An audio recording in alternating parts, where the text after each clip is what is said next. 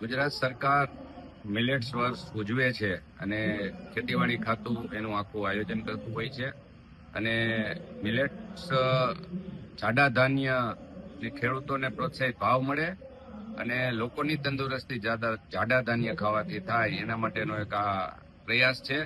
દેશના આદરણીય વડાપ્રધાન નરેન્દ્રભાઈ મોદી જ્યારે મુખ્યમંત્રી હતા ગુજરાતના ત્યારથી આ શરૂઆત કરેલી છે અને અમારા મુખ્યમંત્રી શ્રી ભૂપેન્દ્રભાઈ પટેલ આને ખૂબ પ્રોત્સાહન આપી અને આની પાછળ ઘણું બજેટ પણ ફાળવે છે.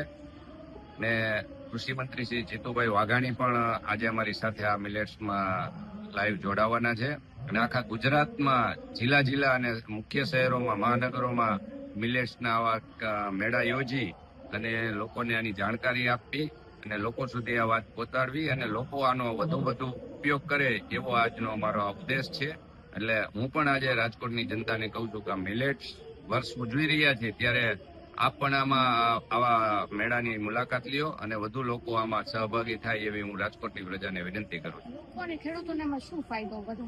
લોકોને એની સ્વસ્થ એટલે તંદુરસ્તી સારી રહે અને સારી વસ્તુ અને ચોખ્ખી વસ્તુ મળે એવો અમારો સરકારનો ઉદ્દેશ છે. રમેશભાઈ, ખાસ રાષ્ટ્રધ્વજને લઈને